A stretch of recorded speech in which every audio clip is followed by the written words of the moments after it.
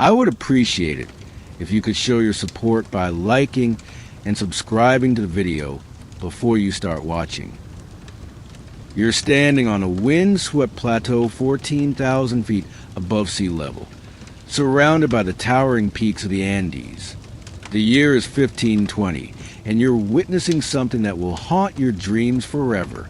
A crowd is gathered in the sacred plaza of Cusco, the golden heart of the Inca Empire. The air is thin, but the tension is suffocating. A man kneels before an official wearing a feathered headdress and robes of the finest vicuña wool. The crime? Adultery. The sentence? His nose will be severed with a bronze knife, marking him forever as a violator of imperial law.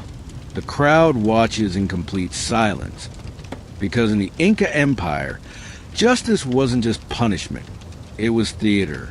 Most people today think of the Inca as master builders and astronomers, creators of Machu Picchu and the remarkable road networks that connected their vast empire. But there's a darker truth buried in the chronicles of Spanish conquistadors and the oral traditions that survived centuries of suppression.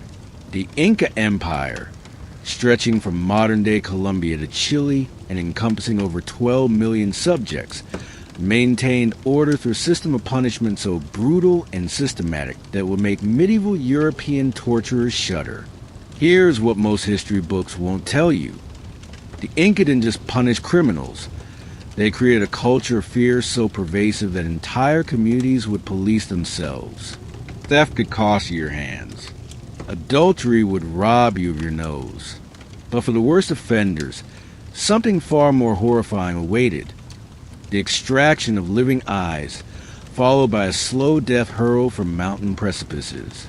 The Spanish chronicler Pedro de Cieza de Leon wrote in 1553, "Their justice was so rigorous that if a man was caught in adultery, both he and the woman were hanged, and if it was theft, the hands were cut off, and for other crimes, the nose and ears." But Cieza de Leon, writing for European audiences, sanitized what he witnessed. The reality was far more systematic, far more calculated, and infinitely more terrifying. This is the story of how an empire built on golden splendor maintained its power through calculated brutality. How a civilization that could move massive stone blocks with mathematical precision turned human mutilation into an art form. And how the echoes of their justice system reveal uncomfortable truths about power, control, and the lengths societies will go to maintain order. But before we dive into the blood-soaked plazas of Cusco, you need to understand something crucial. This wasn't random violence. This was justice. Inca justice. And it worked. The transformation from small mountain kingdom to continental empire didn't happen through diplomatic negotiation or gradual cultural assimilation.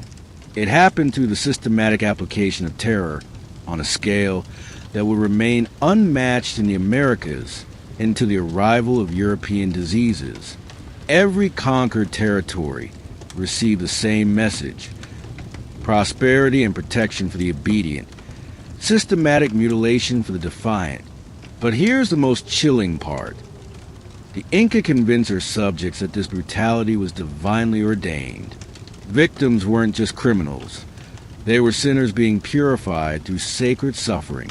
What you're about to discover will challenge everything you thought you knew about pre-Columbian civilization. This wasn't the noble savage mythology of romantic historians, nor was it the primitive barbarism dismissed by colonial apologists. This was something far more disturbing. A sophisticated society that chose systematic cruelty as a foundation of its success. But this was only the beginning. The seeds of the Inca punishment system weren't born from cruelty. They were born from necessity. In the early 15th century, the Inca were just one small kingdom among dozens scattered across the Andes. Their capital, Cusco, controlled barely 100 square miles of mountain terrain. But everything changed in 1438 when Prince Cusco, later known as Pachacuti, faced the most crucial moment in Inca history. The Chanca Confederation, fierce warriors from the north, had surrounded Cusco with an army of 40,000 men. Pachacuti's father, Inca Viracocha, had fled the city in terror, leaving his son to face certain destruction. But Pachacuti didn't run. Instead, he made a decision that would shape the next century of Andean civilization. He would build an empire so disciplined, so unified, that no enemy could ever threaten its heart again. The battle that followed became legend.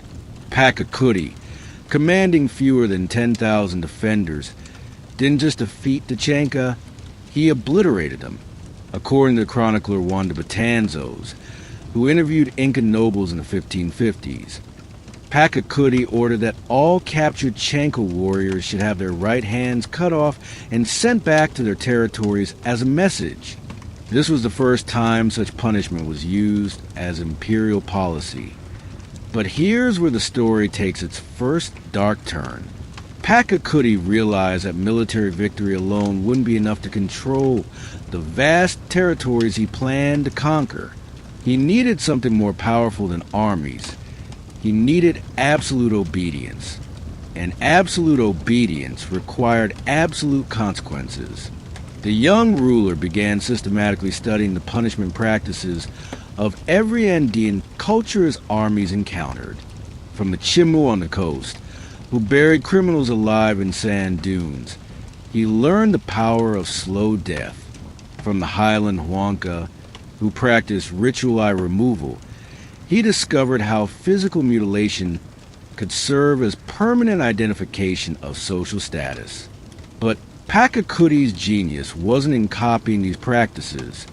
It was in systematizing them. He created what Spanish legal scholar José de Acosta later called a complete code of terror, assigning specific mutilations to specific crimes with mathematical precision. Steal a handful of maize? Lose your right thumb. Commit adultery? Forfeit your nose and ears. Betray the Inca? Face the eye of justice. Literal eye extraction followed by a living death march to the nearest cliff. The transformation was swift and brutal. Within a decade of the Chanca victory, Pachacuti had conquered territories stretching from Lake Titicaca to the Apurimac River. Every newly conquered population received the same message: prosperity and protection for the obedient, systematic mutilation for the defiant. The chronicler Pedro Sarmiento de Gamboa, writing in 1572 based on interviews with Inca survivors, recorded this chilling observation.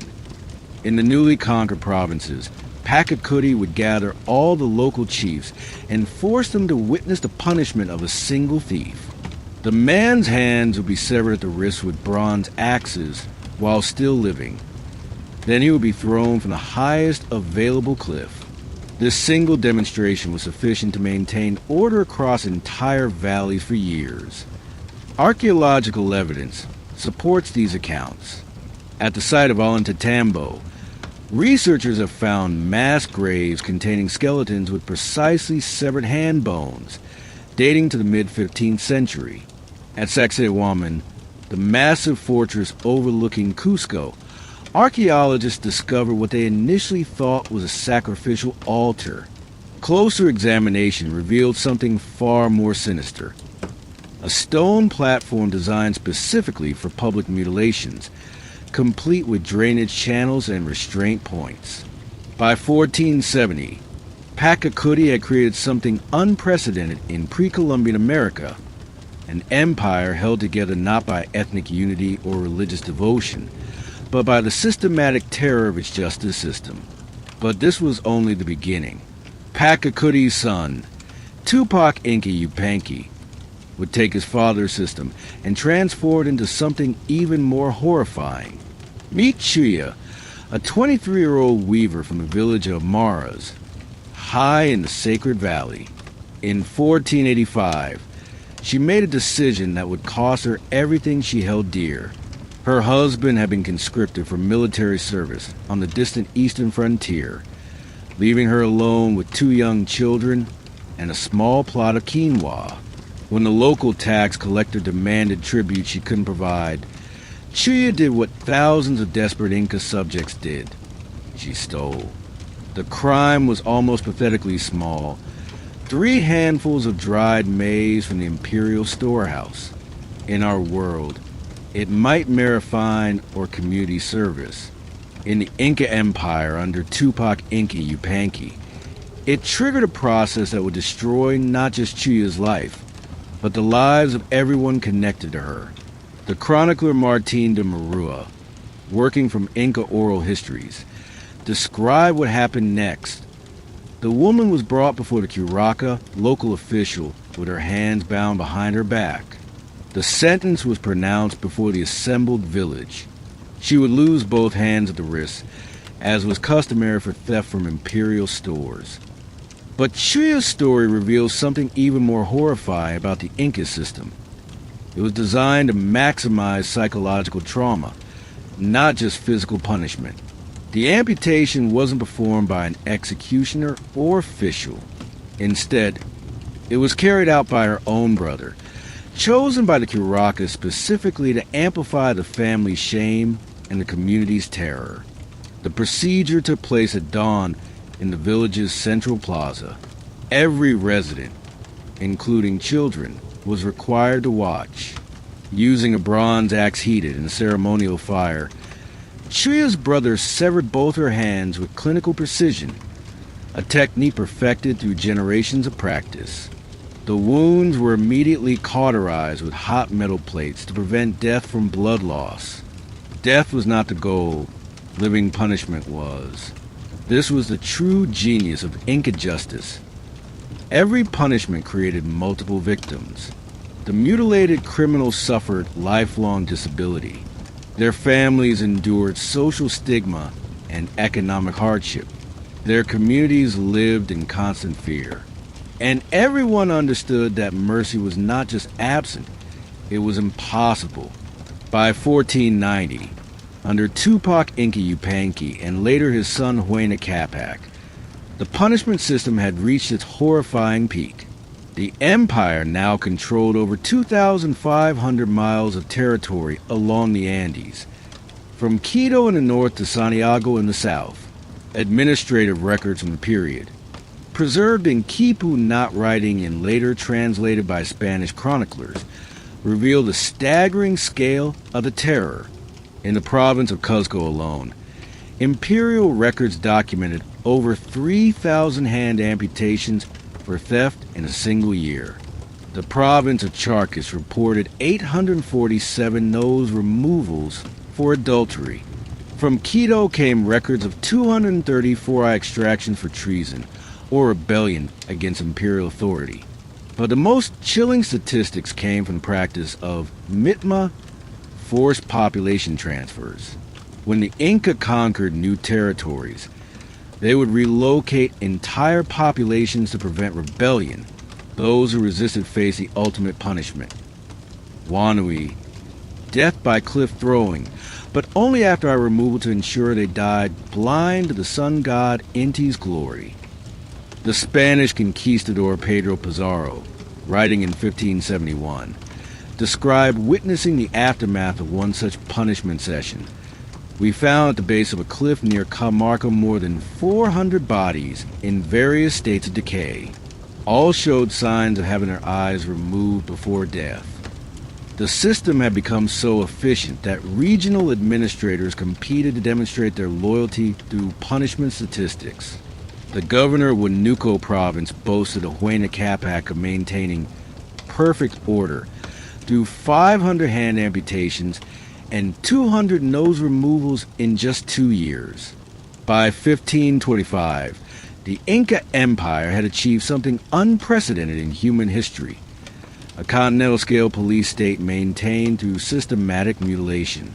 Crime rates had dropped to virtually zero, not because of prosperity or justice, but because everyone understood that even minor infractions carried consequences worse than death. But the very success of this terror system contained the seeds of its own destruction. The Spanish, when they arrived in 1532, would discover that an empire held together by fear could be shattered by removing just one man from its apex. The machinery of Inca punishment operated with terrifying precision, but by 1525, cracks were beginning to show. The system that had once united an empire through fear was starting to consume itself from within. Local officials, drunk on their power over life and limb, began using mutilation to settle personal scores. Regional governors competed in cruelty, turning justice into a grotesque competition for imperial favor. The breaking point came during the reign of Huayna Capac, when a scandal erupted that would shake the foundations of the empire. In the northern province of Timapampa, Governor Culaco had been systematically falsifying crime reports to justify increasingly brutal punishments. Spanish chronicler Juan de Velasco, working from indigenous sources, uncovered the horrifying truth. Culaco had ordered the amputation of over 800 hands in 2 years, claiming unprecedented levels of theft. Investigation revealed that most victims were innocent. Their only crime was owning land the governor coveted. But the corruption went deeper than individual abuse. The punishment system had created a shadow economy of terror. Professional executioners, originally drawn from conquered warrior classes, had formed guilds that sold their services to the highest bidder. A standard hand amputation cost 10 llamas. Nose removal commanded 20. Eye extraction, the most skilled procedure, could cost a wealthy family 50 llamas and 3 rolls of fine cloth to have performed on their enemies. The technical aspects of these procedures reveal the horrifying sophistication of Inca punishment culture. Archaeological analysis of bronze tools found at execution sites shows they were specifically designed for different types of mutilation. Hand axes featured curved blades that could sever wrist bones in a single stroke while minimizing blood loss. Nose removal required delicate bronze scissors, often decorated with gold inlay as symbols of their grim purpose. Eye extraction was the most complex procedure, requiring specialized training that took years to master. The process began with the victim being secured to a stone platform using leather restraints. A bronze probe, heated to prevent infection, was inserted alongside the eyeball to sever the optic nerve. The eye was then carefully removed with curved forceps, leaving the victim alive but permanently blind. The chronicler Felipe Guaman Poma de Ayala, himself descended from Inca nobility, provided the most detailed account of a punishment ceremony. The criminal was brought to the plaza at sunrise, hands bound with llama hide rope. The curaca, judge, read the charges from a quipu cord record while the executioner prepared his tools in a brazier. The crowd was required to remain silent. Speaking during punishment ceremonies was itself a crime punishable by tongue removal. The psychological manipulation went far beyond the physical brutality. Families of the condemned were forced to provide the execution tools, often heirloom bronze implements passed down through generations. Parents had to witness their children's mutilation in silence. Spouses were required to collect severed body parts and dispose of them in designated areas outside the village. But perhaps the most insidious aspect of the system was its religious integration. The Inca had successfully convinced their subjects that mutilation was divinely ordained. Victims were told that their suffering purified them in the eyes of the sun god Inti. Families were instructed to thank the executioners for cleansing their relative souls. This religious framework created a particularly cruel psychological trap. Victims often believed they deserved their punishment, viewing their mutilation as cosmic justice rather than human cruelty. The chronicler Cristobal de Molina recorded interviews with punishment survivors in the 1570s. Many told me they felt gratitude toward the Inca for correcting their sins through physical suffering. By 1530, The system had become so entrenched that it operated with minimal oversight from Cusco. Regional administrators had developed their own refinements and specializations. The province of Chachapoya became known for its expertise in graduated punishment, removing fingers one at a time over several months to maximize psychological impact. The Empire's road network, one of its greatest achievements, had become a highway of horror. Mutilated criminals were frequently forced to walk hundreds of miles between their punishment and final execution, serving as living warnings to every community along the route. However, this very systematization was creating an unexpected problem. The Empire was running out of criminals. Crime rates had dropped so low that maintaining the terror system required increasingly creative interpretations of what constituted an offense. Minor social infractions, failing to maintain proper posture before officials, showing insufficient enthusiasm during religious ceremonies, were being reclassified as crimes deserving mutilation. But the greatest crisis was yet to come.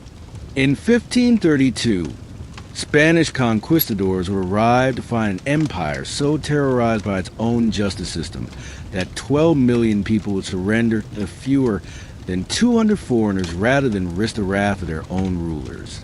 November 16, 1532. The plaza of Camarca fills with an eerie silence as Francisco Pizarro and his 168 Spanish conquistadors faced the Inca Emperor Atahualpa and his retinue of 80,000 warriors. What happens next reveals the ultimate weakness of a system built on terror. When fear is your only tool of control, removing fear destroys everything. The Spanish had spent months studying Inca society, and they understood something crucial that modern historians often miss. The empire's subjects weren't loyal, they were terrorized. Every person in that plaza, from the highest noble to the humblest servant, lived in constant fear of mutilation or death. The Spanish offered something the Inca system never could, the possibility of freedom from terror. When Pizarro's men captured Atahualpa in their surprise attack, something unprecedented happened across the empire. Rather than rally to their emperor's defense, Inca subjects began revealing the locations of punishment centers, execution grounds, and the homes of particularly brutal administrators. The very system designed to prevent rebellion had created a population desperate for liberation. The chronicler Pedro de Cieza de Leon recorded what he witnessed in the immediate aftermath of Spanish conquest. In every village we entered, the inhabitants brought us bronze axes, eye removal tools, and other instruments of their cruel justice, begging us to destroy them. Many showed us scars from amputations, telling us through tears that they had never expected to live free of such fear. But the collapse revealed horrors that even the Spanish, hardened by their own Inquisition, found shocking. In Cusco, the conquistadors discovered what they called the Chamber of Justice, a complex of underground rooms where punishment tools were stored and maintained. Spanish soldier Diego de Trujillo wrote, "We found rooms filled with bronze implements, each designed for specific mutilations. More disturbing were the punishment gardens found at major administrative centers. These were courtyards where mutilated criminals were kept on display as permanent warnings. The Spanish found dozens of these human scarecrows, individuals whose hands, noses, or eyes had been removed years earlier and who were maintained as living deterrents. Many begged the Spanish to kill them, preferring death to their ongoing exhibition of suffering. The psychological aftermath of the punishment system proved as devastating as its physical legacy.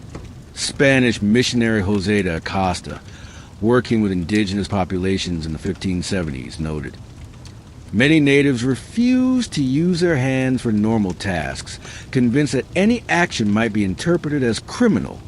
Others cover their faces constantly, fearing that their expressions might be judged inappropriate and result in facial mutilation. The Spanish, despite their own brutal practices, were genuinely shocked by the scale of Inca punishment culture. Viceroy Francisco de Toledo, writing to King Philip II in 1572, reported, "The cruelty of the Inca system exceeds anything practiced in Christian lands. We have found evidence of systematic mutilation affecting tens of thousands of subjects. But perhaps the most tragic aspect of the collapse was how quickly the victims turned on their former tormentors. Spanish records document numerous cases of indigenous communities capturing former punishment administrators and subjecting them to the same mutilations they had once ordered.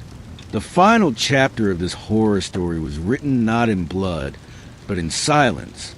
As the last generation of punishment survivors died in the early 1600s, indigenous communities developed a cultural taboo against discussing the Inca terror system. This collective amnesia was so complete that when 19th century historians began studying Inca civilization, many refused to believe Spanish accounts of systematic mutilation.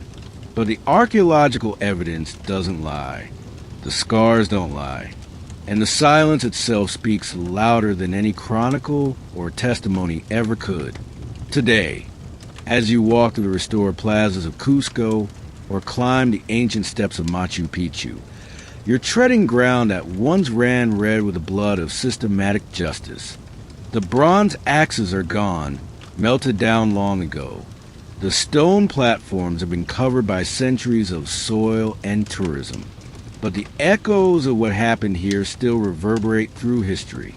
Modern Peru struggles with one of the highest crime rates in Latin America, and some scholars argue this stems directly from the trauma of the Inca punishment system. Communities that learn to police themselves through fear never develop healthy concepts of justice, rehabilitation, or proportional punishment. The colonial Spanish and later Republican governments inherited populations conditioned to expect brutality from authority. But the legacy extends far beyond Peru's borders. The Inca Empire demonstrated something that modern governments still grapple with: the seductive efficiency of terror-based control. Every authoritarian regime since has faced the same fundamental choice: maintain power through fear or risk the chaos of freedom. And like the Inca, they've discovered that systems built on terror are ultimately self-destroying. This wasn't just about maintaining order in an ancient empire. It was about the fundamental question that haunts every society: how far will we go to feel safe? The Inca chose to trade their humanity for security, their compassion for control. They created a world where children learned to fear justice more than crime, where families destroyed themselves to appease authority, where entire populations chose foreign conquest over domestic peace.